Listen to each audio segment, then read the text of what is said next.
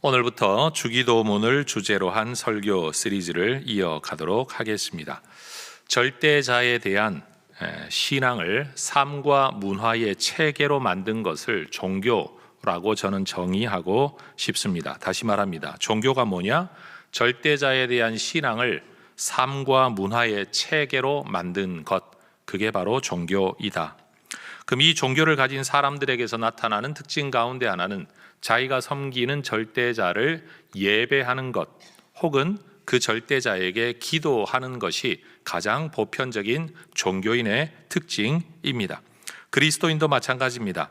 우리 그리스도인들은 성령 하나님 안에서 성자 예수님의 이름으로 성부 하나님께 기도하는 사람들입니다. 우리 그리스도인은 기도를 통해 하나님과 교제하고 우리 하나님께서도 기도 가운데 우리를 만나 주십니다. 기도는 하나님께 내 말만 하는 것이 아니라 내가 하나님의 마음을 알아가는 일도 기도 가운데 일어납니다. 내가 하나님을 향해 강청하기도 하지만 사실은 기도하다가 포기하게 되는 일들도 생겨납니다. 기도하면서 내 삶에 대하여 묵상하기도 하지만 하나님을 찬양하기도 합니다. 그래서 기도라는 것은 신앙인에게는 매우 일상적인 일인데 사실은 어떻게 저 하늘의 세계와 우리가 이어지는지 구체적으로 설명할 길이 없는 굉장히 신비한 일이 기도입니다. 성경은 우리에게 기도에 힘쓰라고 정말 많이 강조합니다. 로마서 12장 12절에서도 기도에 항상 힘쓰라. 에베소서 6장 18절에서는 기도를 더 많이 강조합니다. 모든 기도와 간구에 힘써라. 항상 성령 안에서 기도해라.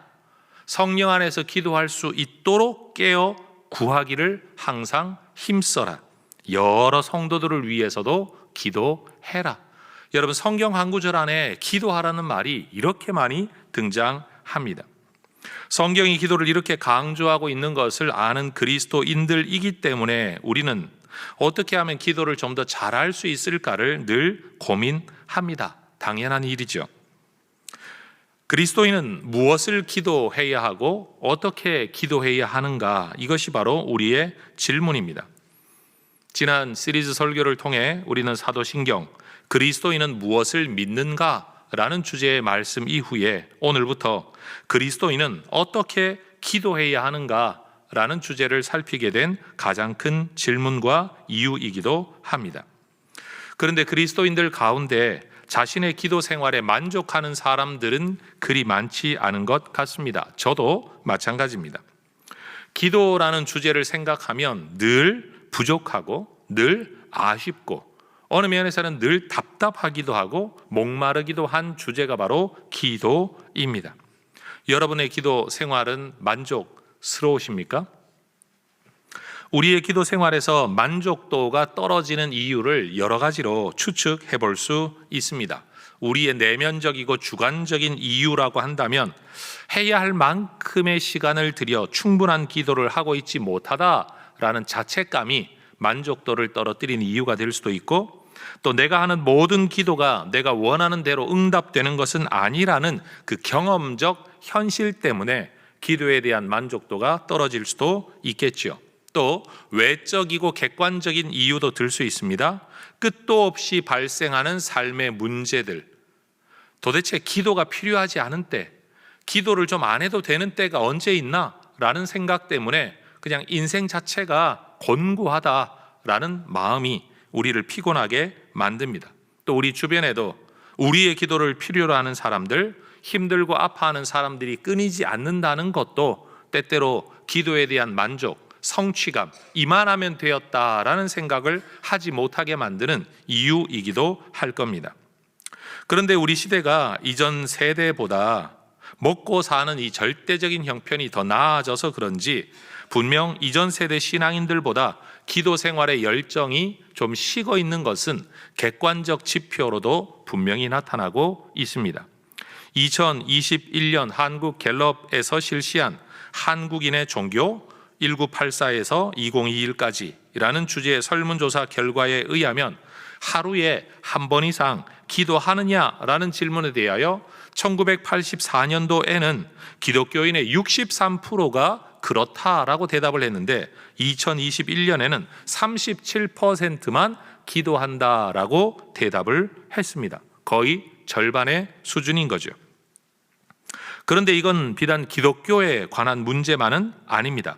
똑같은 갤럽의 조사를 근거로 해서 2021년 5월 21일자 현대 불교신문이라는 이 신문에서는 기도, 경전 읽기, 법회 참석을 하지 않는 삼무불자 증가 추세라는 이 제목을 가지고 신문 기사를 썼습니다.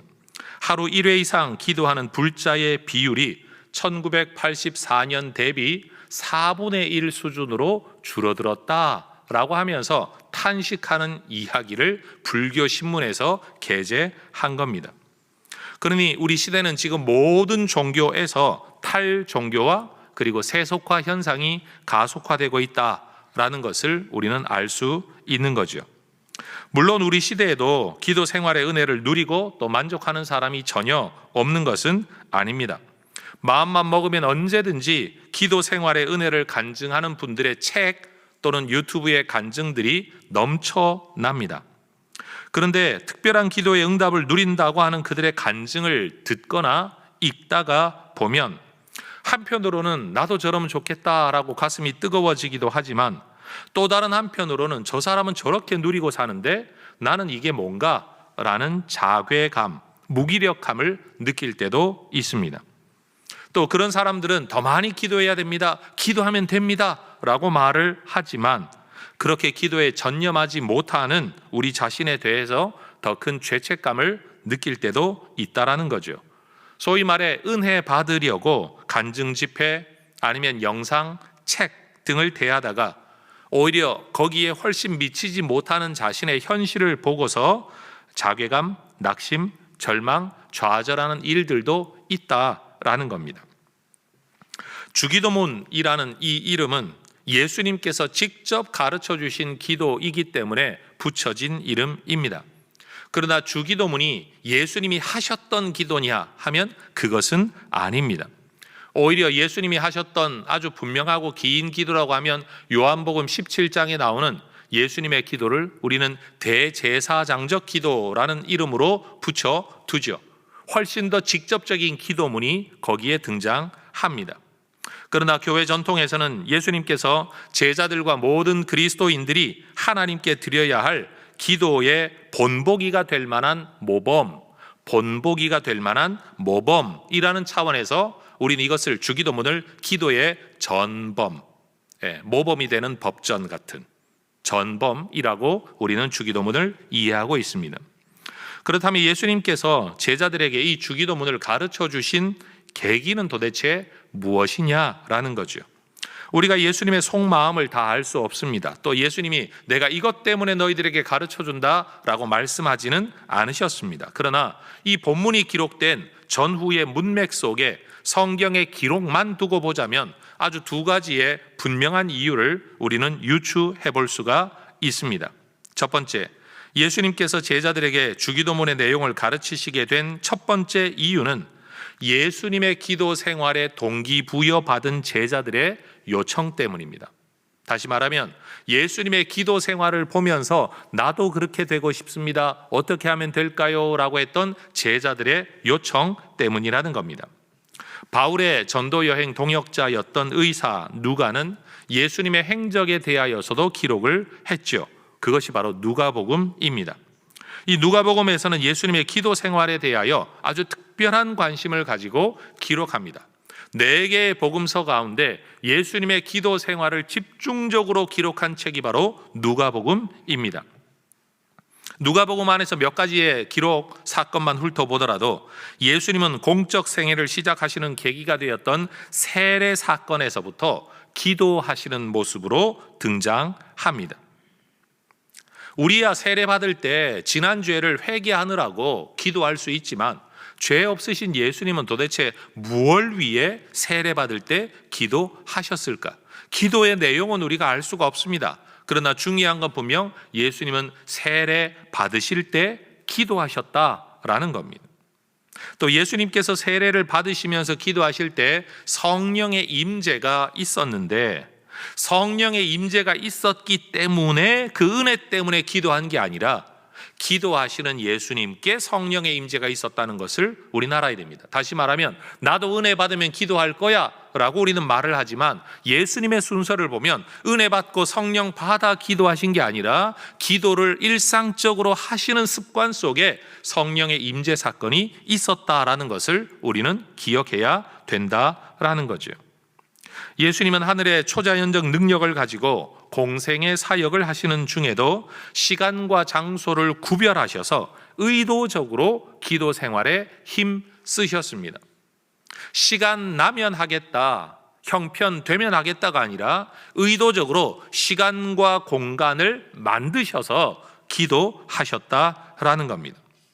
우리는 마음을 다스리지 못해서 내 마음 지켜달라고 기도할 수 있고, 능력 없어서 능력 달라고 기도할 수 있고, 자원이 없어 손에 쥔 게 없어 뭘 좀 손에 쥐게 해달라고 기도할 수도 있지만, 그럴 필요가 전혀 없는 예수님께서도 시간과 장소를 구별하셔서 기도하셨다라는 겁니다.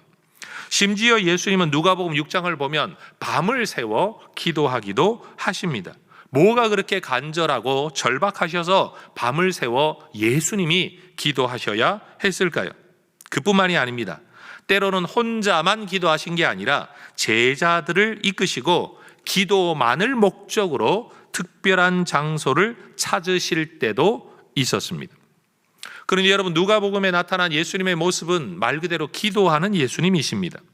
누가복음에서 이러한 기록들을 통해 볼 때 하나님의 아들이신 예수님께서도 하나님의 뜻을 받들어 순종하시는 사역만큼이나 하나님과 함께하는 시간, 하나님과 마음을 나누는 기도에 힘쓰셨다라는 거예요. 순종만이 전부가 아니라 기도가 예수님의 삶에 매우 중요한 요소였다라는 것을 알 수 있는 겁니다. 제자들은 특별한 관심을 가지고 예수님의 이러한 기도 생활을 지켜보고 있었다라는 거죠. 자, 이러한 문맥 속에서 11장, 누가복음 11장에 이 주기도문의 내용을 기록하기 전 누가복음 9장에 특별한 하나의 사건이 또 기록되어 있습니다. 이 이야기는 귀신에게 사로잡혀 부르짖음, 경련, 거품 흘림, 몸을 상함 등의 심각한 간질병 증세를 나타내는 외아들을 둔 아버지의 안타까운 이야기가 누가복음 9장에 등장하죠. 이 아버지는 아들을 고치고 싶은 소망 때문에 예수님을 찾아왔는데, 마침 예수님이 기도하러 변화산에 3명의 제자들과 함께 올라가셨습니다. 이 아버지는 어쩔 수 없이 남아있는 9명의 제자들에게 이 아들을 고쳐달라고 기도해달라고 부탁합니다. 제자들은 그들 나름대로의 기도 생활을 해왔었겠죠. 그리고 예수님께 본 게 있고 배운 게 있지 않겠습니까? 그들 나름대로 기도하고 축사, 축이라는 말은 쫓아내다라는 말이고, 사자는 사악할 사자인데 귀신을 쫓아내는 것을 축사 또는 축귀라는 한자어로 사용을 하죠. 그들은 이 축사와 축귀를 위하여 기도를 했지만 이 아이를 고치지를 못했습니다. 여러분, 그 순간 얼마나 당황스러웠을까요? 목사들은 이 경험 다 해봅니다. 병 좀 낫게 해달라고 기도하는데 기도하고 난 뒤에 아무 개선의 증상이 없을 때 그 침묵 속에 흐르는 무안함. 더군다나 여러분, 아픈 거야 뭐 그렇다 좀 치더라도 여러분, 귀신이 지금 발작을 하고 있는 상황에서 내가 이것을 통제하지 못한다? 이러지도 저러지도 못하는 이 상황, 제자들 굉장히 난처했을 겁니다. 근데 때마침 예수님이 변화산의 기도를 마치시고 거기에 나타나시죠.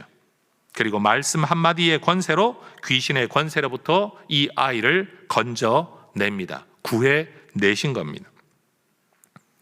제자들을 비롯해 모든 사람들이 예수님이 가지신 이 특별한 능력에 놀라워했습니다. 그리고 그날 저녁이 되었을 때 하루의 일과를 끝낸 제자들, 자신의 기도의 능력의 무력함 앞에서 예수님께 조용히 그렇게 묻죠. 한번 따라해 보시겠습니까? 조용히 묻자오되.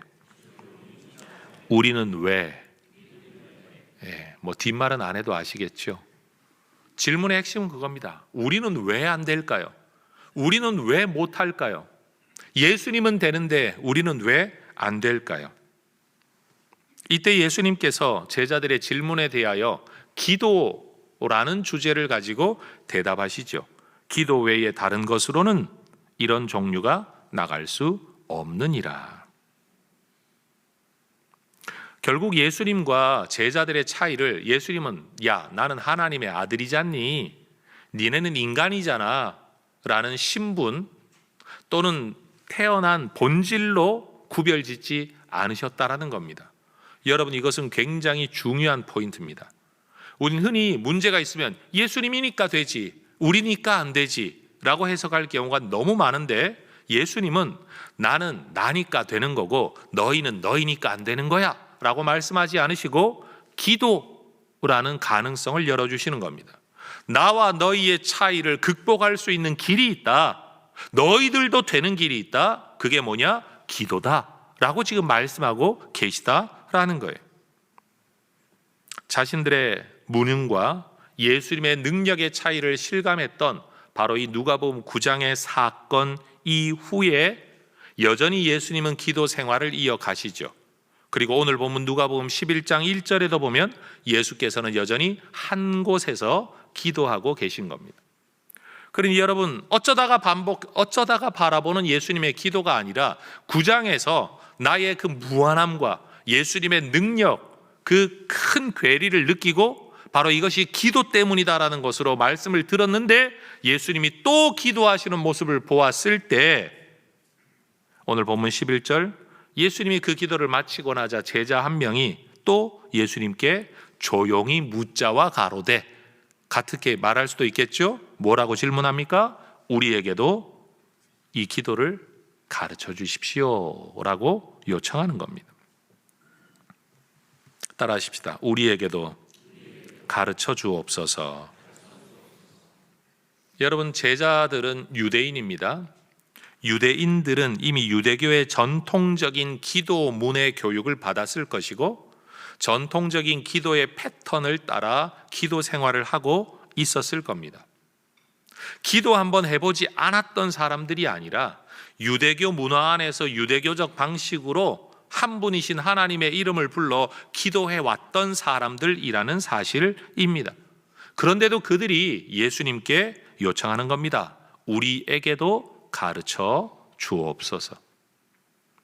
우리가 일상적으로 행하는 기도 생활과 그 일상적 기도 생활에서 나타나는 능력 또는 삶의 모습, 이거 가지고는 예수님이 우리에게 보여주시는 능력, 예수님이 보여주시는 모습과 너무 큰 차이가 있으니 내가 남은 생에 이 기도만 계속 해가지고 될 게 아닌 것 같습니다. 이 기도 생활과 이 기도 패턴만 가지고서는 예수님처럼 될 수 없을 것 같습니다. 그러니 예수님의 기도를 우리에게 가르쳐 주십시오라고 요청하고 있는 거예요. 저는 오늘 이 설교를 하고 듣는 우리 모두가 주님 앞에서 이 요청을 할 수 있으면 좋겠어요. 한 번 더 따라 하십시다. 우리에게도 가르쳐 주옵소서. 교회를 다니지 않는 분들도요, 마음으로 아유, 네가 참 잘 되면 좋겠다 축복합니다. 희구, 원하는 게 있죠. 잘 되기를 바랍니다. 대상은 없어도 너 정말 잘 되면 좋겠다, 이걸 세상 사람들도 마음의 기도라고 말을 합니다. 근데 여러분, 그런 기도가 나타내는 능력, 그리고 분명한 대상이 있어 간구하는 능력의 차이가 있고요. 이미 예수를 믿고 있는 우리도 나름대로는 다 기도하는 사람들 아닙니까? 근데 우리가 행하는 기도 생활에서 나타나는 열매와 능력하고 예수님이 보여주시는 모습의 능력, 열매하고 너무 차이가 나죠. 그럼 우리에게도 겸손하게 주님 앞에 나와 주여 우리에게도 가르쳐 주옵소서. 여러분, 우리 모두에게 이 마음이 있기를 주의 이름으로 축원합니다. 여러분, 공부 못하는 애들한테도 너 왜 이렇게 공부 못하냐, 왜 안 하냐 물어보세요. 애들 다 그렇게 말합니다. 나도 나름대로는 하고 있습니다. 누구나 그렇게 말합니다. 일 못하는 사람한테 참 답답해서 너 왜 이렇게 일을 잘 못하냐 그래도 나름대로 열심히 한다라고 말을 할 겁니다. 중요한 건 그거죠. 그 수준의 열심과 그 수준의 일처리와 그 수준의 노력과 그 수준의 삶으로는 넘어설 수 없는 뭔가가 있는 그 한계를 과연 느껴보았냐라는 거예요. 자기가 그걸 절박하게 느끼고 이걸 넘어서 보아야 되겠다는 열정이 있을 때 내게 원래 없었던 무언가를 얻을 수 있는 기회가 주어진다라는 겁니다. 만약 제자들이 자기의 기도 생활 그게 전부라고 생각을 하고 만족하고 원래 그런 거지 뭐 예수님이니까 되는 거고 우리니까 안 되는 거야 라고 말해버렸다면 어쩌면 주 기도문은 가르쳐지지 않았을 겁니다. 그런데 자신의 부족함, 연약함을 인정하고 주님께 나아가 요청할 때 주님은 그래 얼마든지 라고 새로운 기도의 가르침을 제자들에게 주신 겁니다. 여러분 나름대로 힘쓰고 있는 우리의 노력, 우리의 삶, 여러분 그 수고와 그 모든 걸 인정받고 싶은 마음도 있으시겠지만 그것이 가진 한계와 연약함도 인정하면서 주님의 은혜를 구하는 우리 모든 성도님들 되시길 주의 이름으로 축원합니다. 한 번만 더 따라 하십시다. 우리에게도 가르쳐 주옵소서. 또 하나의 이유가 있습니다. 예수님께서 제자들에게 주기도문의 내용을 가르치시게 된 두 번째 동기부여 이유는 세례 요한의 제자들이 보여주는 기도 생활에 제자들이 자극을 받았다라는 거예요. 그래서 예수님께 또 기도를 가르쳐 달라고 부탁하는 겁니다. 당시 세례 요한의 제자들의 기도 생활은 일반인들에게도 잘 알려진 습성이었던 것 같습니다. 세상 사람들도 말을 하는 거예요.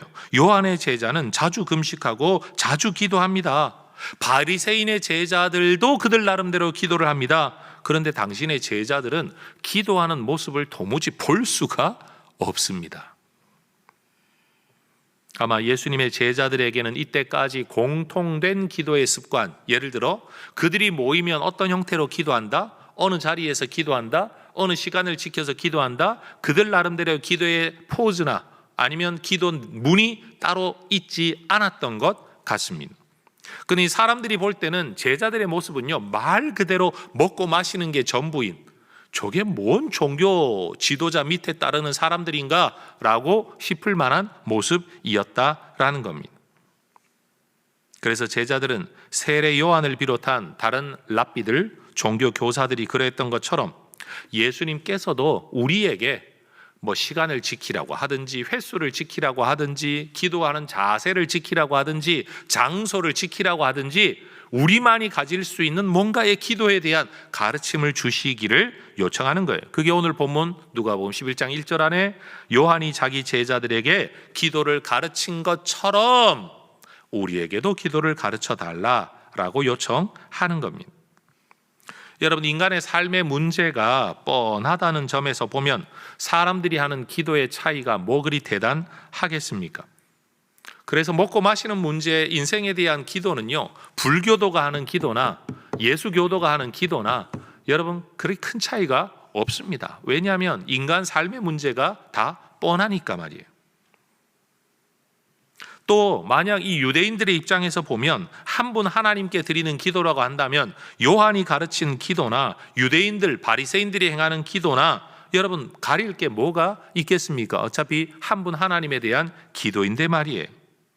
그런데도 굳이 제자들이 요한이 기도를 가르친 것과는 구분되는 또 다른 가르침을 우리에게 달라고 예수님께 요청한 걸 보면요, 제자들은 기도에 대해서 내가 그냥 하나님께 기도하는 것, 인간의 필요를 하나님께 간구하는 것으로만 이해한 것이 아니라 한 공동체가 가진 공통의 문화 또는 의식과 연결된 것으로 기도를 이해하고 있었다는 것을 알 수 있습니다. 지금 이 문장이 여러분에게 이해가 되실런지 모르겠습니다. 다시 한번 말하겠습니다. 기도가 인간의 문제와 필요에 대하여 절대자가 뭔가 주는 것, 그게 전부라고 한다면 여러분 세례 요한의 기도이든 랍비의 기도이든 바리새인의 기도이든 여러분 기도는 굳이 배울 필요가 없습니다. 나 필요한 거 주세요 라고 말하면 되니까요. 그런데 제자들이 굳이 예수님께 요한이 제자들에게 기도를 가르친 것처럼 주님도 우리에게 특별한 기도를 가르쳐 달라라고 요청한 것은, 기도는 단순히 내 필요를 채워달라고 절대자에게 간구하는 것만이 아니라 이 기도를 하는 무리가 가진 공동의 문화, 의식, 가치관, 삶의 방향성과 연결되어 있는 것으로 제자들이 이해했다라고 보아야 된다는 거죠.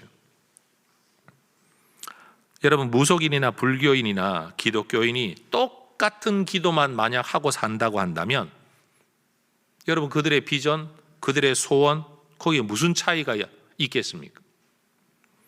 여러분, 먹고 사는 문제야 인간의 공통이라고 할지라도 삶의 가치, 삶의 비전, 우리가 정말로 원하는 소망이 무엇이냐에 대하여 단순히 세상에서 먹고 마시는 것을 넘어서는 더 큰 소망, 거기에서부터 여러분 신앙의 차이, 그리고 신적 대상의 차이가 느껴지는 겁니다.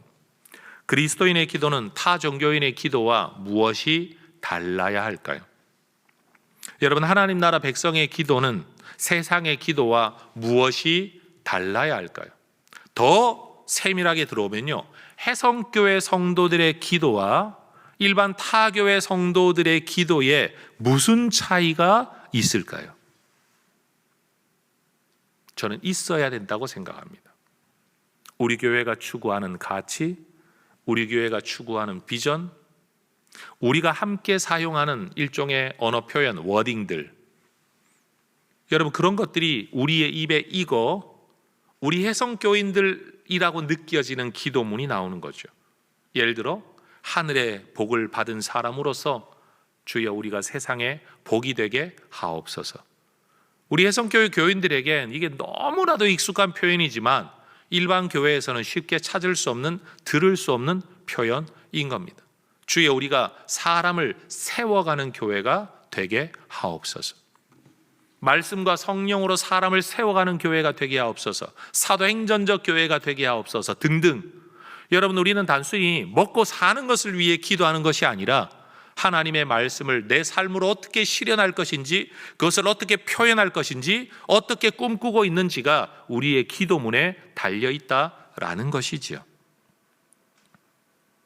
기도를 가르쳐 달라는 이 제자들의 의도와 의식처럼 여러분, 그저 절대자에게 우리 하나님께 먹고 사는 문제 해결해 달라고만 기도하는 게 아니라 여러분, 기도를 더 잘 하려고 하고, 기도를 더 배우려고 하고, 기도를 더 깊이 다가가 예수님처럼 기도하는 사람이 되기를 꿈꾸는 우리 해성의 가족들 되시기를 주의 이름으로 축원합니다. 그러니 여러분, 이미 하고 있는 기도, 그 다음에 주기도문이 다 외우고 있는데 굳이 뭘 또 그걸 내가 또 설교를 다시 들을 필요가 있나? 여러분, 기도를 배워야 되겠다는 생각이 없으면, 지금 이상의 뭔가 다른 뭔가 수준을 내가 추구하지 않는다면 배움은 의미가 없는 겁니다. 더 나은 삶을 추구하는 사람만이 새로운 것을 배우려고 하죠. 배울 것이 없다고 생각하는 사람은 교만한 사람이고, 그만큼 자기의 가난함을 알지 못하는 사람이에요. 무식함을 아는 사람은 여러분 배우려고 합니다. 아무리 배워도 부족함을 알기 때문에 또 배우려고 하는 겁니다. 근데 무지함을 알지 못하는 사람은 배우려고 하지 않습니다. 그러니 여러분, 누가복음 9장의 이야기를 다시 한번 언급합니다.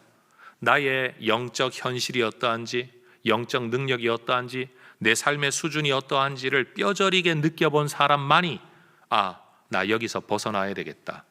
그리고 하나님 앞에 기도하려고 하고 예수님께 기도를 가르쳐 달라고 하고, 우리는 왜 안 되는 겁니까? 라고 묻는 일이 일어나게 된다라는 거죠.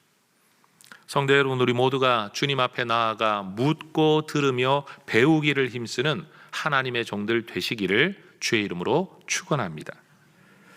여러분, 누구나 답답한 현실을 여러분 마음의 탄식으로, 기도로 표현할 수 있습니다.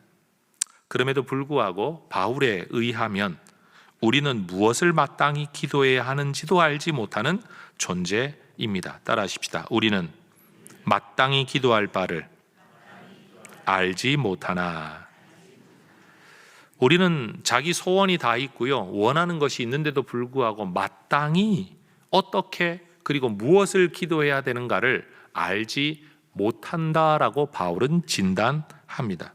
왜냐하면 하나님께서 창조 때 인간에게 주셨던 그 총명이 어두워지고 마음이 굳어졌기 때문입니다.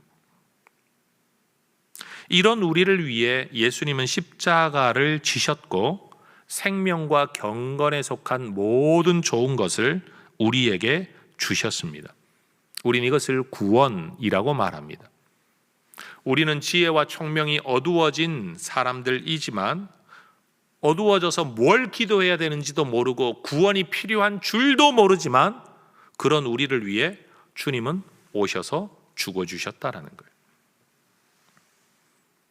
우리가 구원을 요청했기 때문에 예수님이 오신 게 아닙니다. 인류는 자기가 구원이 필요하다는 사실조차도 모르고 있었습니다. 그런데도 인간에게 구원을 주시려고 주님이 오셨습니다. 인간은 모든 것을 다 아는 것 같지만 알지 못합니다. 자신의 영적 비참함을 알지 못합니다. 자신의 미래를 알지 못합니다. 자신의 현실이 어디에 있는지도 알지 못하는 존재가 인간입니다. 모두가 기도하고 있지만 뭘 기도해야 되는지도 모르는 존재가 인간이다라는 겁니다. 그런데 여러분, 그 예수님께서 우리를 위해 십자가를 지신 다음에 이제는 하늘로 올라가셔서 뒷짐지고 놀고 계신 게 아니라 지금도 우리를 위해 기도하고 계신답니다. 로마서 8장 34절 같이 읽어볼까요? 죽으실 뿐 아니라 다시 살아나신 이는 그리스도 예수시니 그는 하나님 우편에 계신 자요 우리를 위하여 간구하시는 자이시니라. 하나님 우편에서 우리를 위해 간구하고 계신 분 누구라고요? 예수님이요. 죽으시고 부활하신 예수님 지금 뭘 하고 계시냐? 우리를 위해 간구하고 계시다는 거예요. 그게 다가 아닙니다. 아들과 아버지에 의해 보냄받은 성령님 역시 여러분 우리 보고 던져놓고 네가 알아서 살아라. 너 이제 구원받았으니까 물에 빠진 사람 건져 주었으니까 이제 네 인생 네가 알아서 살아라 라고 말씀하시는 게 아니라 그 성령님이 하시는 일이 뭐냐? 로마서 8장 26절 같이 읽습니다. 이와 같이 성령도 우리의 연약함을 도우시나니 건너뛰고 오직 성령이 말할 수 없는 탄식으로 우리를 위하여 친히 간구하시느니라. 성자 예수님이 우리를 위해 기도하고 계시고 성령 하나님이 우리를 위해 기도하고 계시고 그럼 성부 하나님은 뭘 하시느냐? 요한복음 16장 23절 내가 진실로 진실로 너희에게 이르노니 너희가 무엇이든지 아버지께 구하는 것을 내 이름으로 주시리라. 성부 하나님은 들어주시겠다고 약속하십니다. 여러분 이런 상상 한번 해보신 적 있습니까? 만약 우리가 일정한 수준 이상의 기도 생활을 지켜가지 않는다면 구원받을 수 없다. 다시요. 일정한 수준 이상의 기도 생활을 지켜가지 않는다면 구원받을 수 없다라고 한다면 무슬림들이 하루에 5번씩 정해진 시간에 아잔이 울릴 때 기도하는 것을 의무로 여기는 것처럼 너 하루에 5번씩 기도하지 않으면 구원 못 받아. 만약 그렇게 성경이 우리에게 가르친다면 여러분 누구보다도 치열하고 누구보다도 간절하게 정말로 무릎이 까질 정도로 기도한다고 할지라도 마음에는 얼마나 많은 두려움과 불안이 있을까요? 하루에 5번 기도하라고 했지만 이 5번이 정말 내가 하고 있는 5번을 신께서 5번이라고 쳐줄까? 야, 너 뭐 좀 부족하다? 너 지금 딴 생각했지? 까. 너 늦었지? 그것도 아니야. 여러분 만약 그런 식으로 생각을 한다면 얼마나 철저한 종교적 생활을 하겠습니까? 그러나 그 철저한 종교 생활 뒤에도 여전히 불안할 겁니다. 그게 무슬림들이 가지고 있는 구원관의 염려와 걱정이에요. 누구보다도 종교적이고 누구보다도 철저한데도 불구하고 여러분 구원의 확신을 얻을 수가 없는 거예요. 그래서 마지막은 내 목숨 하나 불살라서라도 종교적 목적을 위한 전쟁에 뛰어들어 희생하면 그게 바로 최고의 구원의 확신을 얻는 길이라고 여기기 때문에 여러분 그렇게 무서운 전쟁을 행하는 것이에요. 그런데 우리 예수 믿는 사람들은 압니다. 우리의 기도가 우리의 능력의 정도를 결정할 수는 있지만 우리의 기도가 우리의 구원을 결정하는 것은 아닙니다. 왜냐하면 우리의 구원은 우리의 기도 생활의 성실도에 근거해 주어지는 게 아니라 우리 주님의 은혜에 근거해 우리에게 주어지기 때문입니다. 우리의 구원은 우리의 기도 생활에 달려 있는 게 아니라 우리를 위한 성자와 성령의 기도에 오히려 달려 있다라고 말해야 옳을 것입니다. 저는 이 설교 시작 부분에서 여러분의 기도 생활을 어떠십니까? 만족스러우십니까? 라는 질문을 드렸습니다. 이 질문에 대한 우리의 대답은 나의 열심은 부족하고 나의 끈기와 성실함도 부족하고 나의 간절함도 부족하고 나의 기도 능력 없음도 탄식하지만 나를 위해 기도하고 계신 예수님의 기도, 나를 위해 기도하고 계신 성령님의 기도, 그리고 그 부족한 모든 우리의 기도에도 불구하고 우리의 기도를 받아주시겠다고 하셨던 아버지의 말씀, 그 은혜가 우리의 가장 큰 기쁨이라고 여겨야 할 것입니다. 여러분, 우리는 한쪽으로는 기도를 배우려고 힘써야 합니다. 그러나 부족함에도 불구하고 여전히 우리에게 은혜 주시는 삼위 하나님의 은혜를 우리는 더 큰 기쁨으로 여겨야 할 겁니다. 우리가 신앙생활할 때 조심해야 될 게 뭔가 하면요, 종교적 열정이 간절하다가 보면 열심히 하기는 하는데 다른 사람에 대하여 정죄하고 자기 자신에게 만족과 기쁨과 감사를 잃어버리는 경우가 생긴다는 거예요. 그런데 여러분, 우리는 종교적 열성에 의해 구원을 받거나 하는 게 아니라는 거예요. 그건 그냥 우리가 추구해야 될 삶의 방향인데 우리의 구원, 자녀됨, 이건 이미 예수님으로 말미암아 주어졌다는 사실이에요. 그래서 나에 대하여서는 불만족하지만 하나님에 대하여서는 만족할 줄 아는, 나에 대하여서는 답답한 마음이 있더라도 이런 나를 받아주신 하나님 때문에 기뻐할 줄 아는, 이게 신앙인이 가져야 할, 우리 기독교 신앙인이 가져야 할, 세상 사람들은 알지 못하는 우리의 기쁨 근원 된다라는 겁니다. 아이가 자전거를 배울 때 여러분, 아이의 페달 밟는 페달링이 또는 핸들 조정하는 핸들링이 그 아이의 안전을 지키는 게 아니라 익숙하지 못할 때 그 뒤를 붙들고 있는 아버지의 손이 이 자전거를 넘어지지 않게 만드는 것 아닙니까? 우리는 여전히 기도의 핸들링과 기도의 페달링이 부족해요. 밟아야 할 때 겁이 나니까 자꾸만 발을 떼서 땅을 짚으려고 하고, 돌려야 할 때 돌리지 않고 두려우니까 반대로 돌려서 쓰러지고 넘어지고 하는 게 우리입니다. 그럼에도 불구하고 우리를 넘어지지 않게 붙들고 있는 건 나의 핸들링과 페달링이 아니라 뒤를 꼭 붙들고 계신 우리 예수님의 기도, 성령님의 기도, 아버지 하나님의 은혜인 줄로 믿습니다. 그리고 오늘 이 주기도문을 시작하는 첫 단계에서 오늘의 설교, 제가 여러분에게 꼭 나누고 싶은 이야기는 기도를 배우기를 힘쓰는, 우리의 연약함을 인정하고 배우기를 힘쓰는 하나님의 종들 되시기를 먼저 축복합니다. 동시에 나의 부족함에 대한 탄식에만 머물러 있는 게 아니라 나의 그 부족함에도 불구하고 여전히 주의 은혜가 나를 붙들고 있다, 그것이 우리를 유지하는 힘이다 라는 이 감사와 기쁨을 또 절대 놓치지 않는 우리 성도님들 되시기를 축복합니다. 그럼 이걸 순서를 바꾸면 이렇게 되는 거예요. 어떤 상황에서도 우리를 붙드시는 하나님의 은혜에 대한 감사 안에서 연약함의 부분을 배우고 성장해 나가는 하나님의 종들이 되어야 한다. 여러분, 그렇게 앞으로 주기도문을 배우며 기도에 좀 더 성숙해 가고 우리 주님의 뜻에 맞는 기도를 주님께 올려드리는 혜성의 가족들 되시기를 주의 이름으로 축원합니다. 기도하겠습니다.